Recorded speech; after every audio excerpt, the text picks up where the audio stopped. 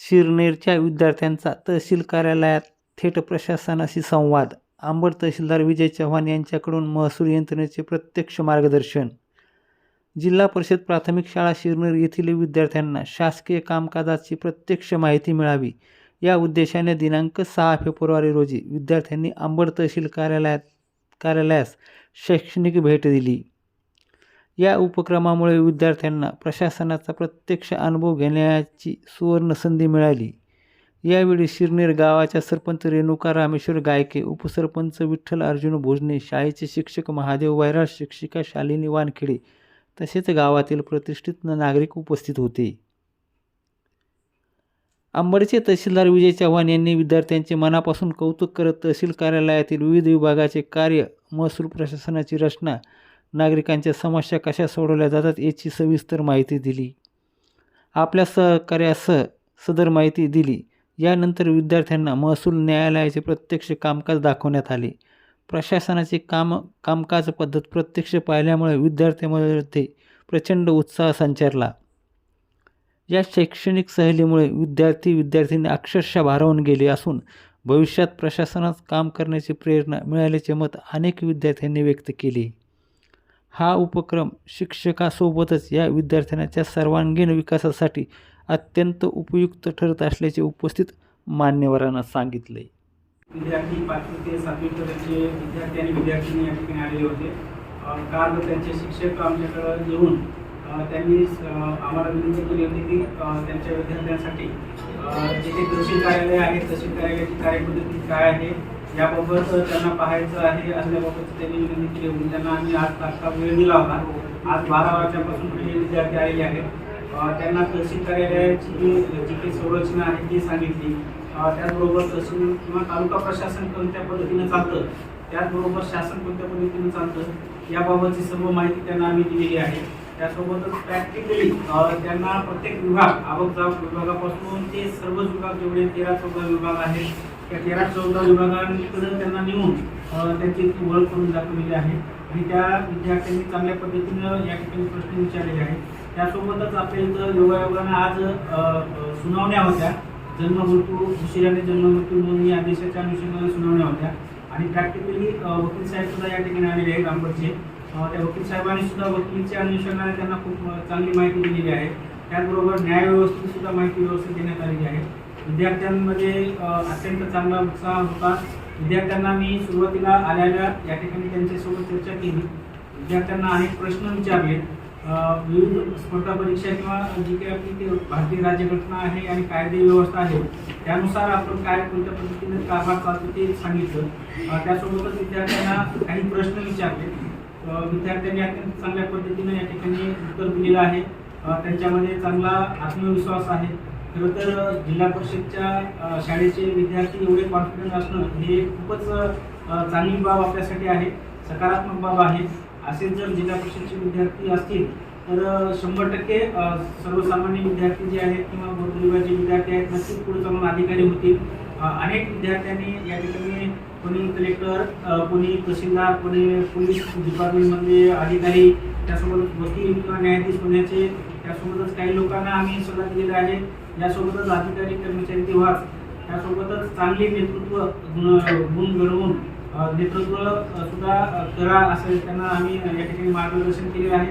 नक्कीच आम्हाला आशा आहे की यातील अनेक लोक अधिकारी चांगले जबाबदार अधिकारी तर होतीलच, त्यासोबतच जबाबदार नेते सुद्धा या ठिकाणी तयार होतील अशी या ठिकाणी अपेक्षा करतो.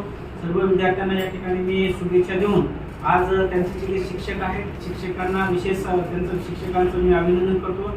त्यासोबतच या शिरनेर गावचे जे काही सरपंच आहेत, त्यासोबतच तिचे जे नागरिक आहेत धरकर पाटील त्यांनी सुद्धा खूप मेहनत घेतलेली आहे. त्या सर्वांचं अभिनंदन. त्यासोबतच जे अंबडचे वकील साहेब आहेत, 3 वकील साहेब त्यांनी सुद्धा मोठ्या प्रमाणात या ठिकाणी मार्गदर्शन केलेलं आहे.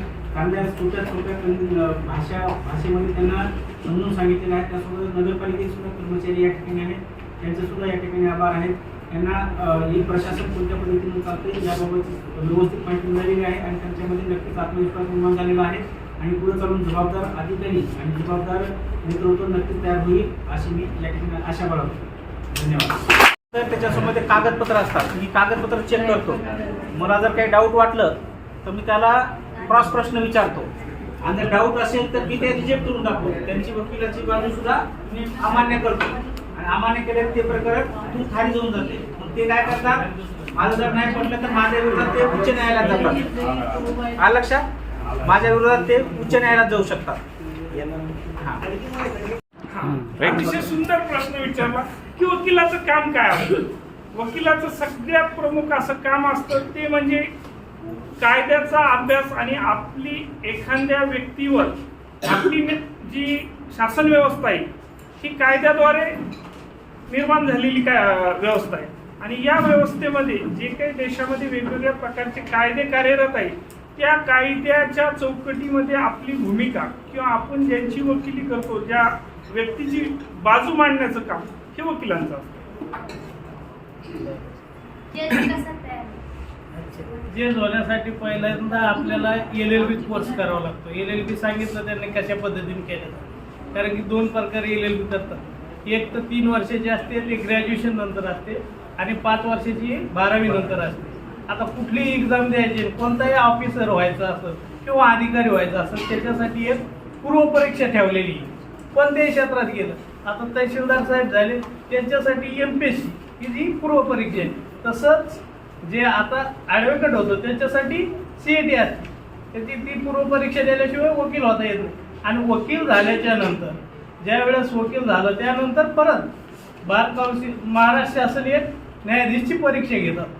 तर त्या परीक्षा घेत असताना त्याला MPSC मार्फतच आपल्याला ती परीक्षा द्यावी लागते, जी की साहेबांनी दिली.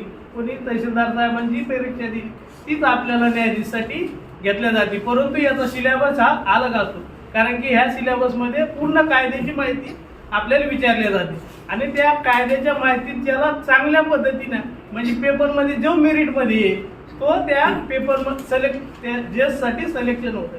त्याच्यासाठी आपल्याला सगळ्याला कुठेही जायचं असेल, कुठेही नोकरी करायची असेल, त्याच्यासाठी पूर्वपरीक्षा म्हणजे स्पर्धा परीक्षा आपल्याला द्यावं लागते. आणि त्या स्पर्धा परीक्षेचा तुम्ही आता याची दिली ना शिष्यवृत्तीची आणि कोणती आपली नवोदयाची, तशा पद्धतीच्या सगळ्याला स्पर्धा परीक्षा लावलेल्या असतात. त्याच्यात जे सगळ्यात मेरिटमध्ये येईल त्याची नियुक्ती न्यायाधीश म्हणून होते. ह्या ज्या स्पर्धा परीक्षा आहे ह्या स्पर्धा परीक्षा देण्यासाठी तुमची कोणाकोणाची इच्छा आहे, काय काय व्हायचं सांगा बरं. वकील कोणाकोणाला व्हावं वाटतं? वकील कोणाला?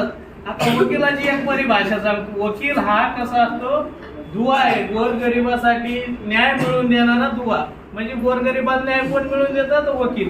2 जणांचे भांडणं झाले तर त्या एखाद्याचं काय असतं, एखाद्याचं विनाकारण त्रास देतो, आणि मग त्याची बाजू कोण मांडत? तर वकील मांडतो. द्वयची जी बाजू मांडून ज्याच्यातून चांगलं, ज्याची खरी बाजू आहे ती कोण न्यायाधीश पाहतो की कोणती खरी बाजू आहे. आता आपल्या साहेबाला न्यायाधीश पद आहे. न्यायदंडाधिकारी म्हणजे काय? न्यायाधीश. हे महसूल खात्याचे न्यायाधीश आहे. ती यांनी दोघांची बाजू ऐकून घेऊन साहेबांना न्याय निर्णय द्यायचा असतो. मग जे साहेब न्याय निर्णय देते ते झाले न्यायाधीशांना दिलेला निकाल, त्याला म्हणतात निकाल. अशा पद्धतीनं कोर्टाचं कामकाज आणि वकिलाचं कामकाज चालतं. त्यासाठी वकिलांनी जास्तीत जास्त वकील व्हावं अशी आमची इच्छा आहे. आता वकील मी काय काय प्रश्न विचारतो, कसं विचारतो तुम्ही ऑब्झर्व करा, ठीक आहे? तुम्हाला नंतर हे सुनावणी झाल्यानंतर तुम्हाला काय वाटलं तर नंतर प्रश्न विचारा. फक्त आता तुम्ही बघा फक्त तुम्ही. चला. लक्ष्मण बाबासाहेब गडगुड. हो ना, त्यांचे वकील हजर आहेत. गडगुड.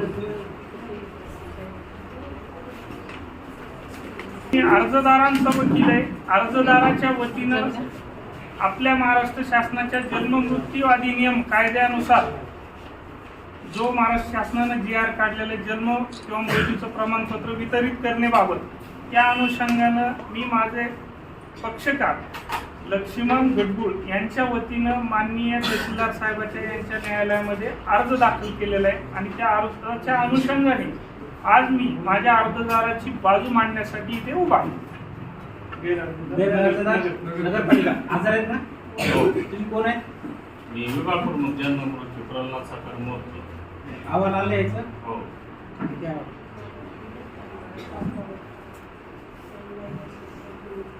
आम्ही चौकशी दाखल केलेली. त्याच्यानंतर रेशन कार्डची प्रत दाखल महसूल पुरावा 7/12 त्याच्या कुटुंबाचा आहे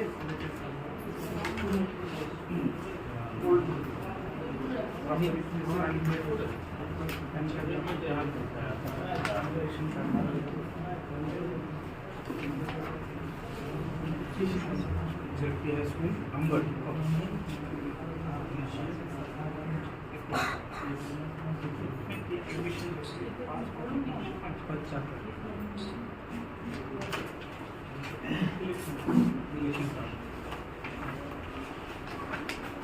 तर आपल्या आदेशानुसार कशासाठी लागते आधार कार्ड अपडेट आधार कार्ड तर आहेच आहे नाही. पण त्याचे जे बाकी इतर कामासाठी जे संबंधित कागदपत्रामध्ये जन्म प्रमाणपत्राची आवश्यकतेची मागणी झाली वयाचा पुरावा जसं की आपण आवश्यकता या अगोदर काढलं नाही. नाही पण सांगतो तर नोंद 1975 त्यावेळेस आमचे शारीरिक सावधान नसले त्या अनुषंगाने आम्ही अनुपलब्धता असल्याचं ते आहे अनुकूलता आहे. आणि आम्ही ते स्थानिक चौकशी केली याची बरोबर आव्हान द्या. तुमचं काही ऑब्जेक्शन आहे का याच्यावर नाही आमचं काय द्यायला हरकत नाही.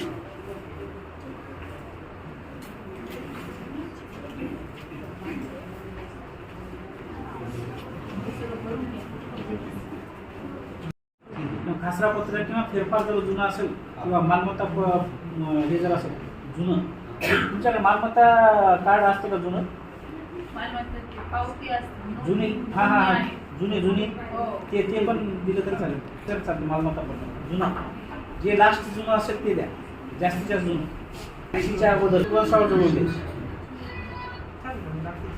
तुम्ही लोक तुम्ही काय करा आजोबाचं दिलं तर चालतं ना तर सांगितलं होतं आज 80 पुढे 7 आहे हा आणून द्या मला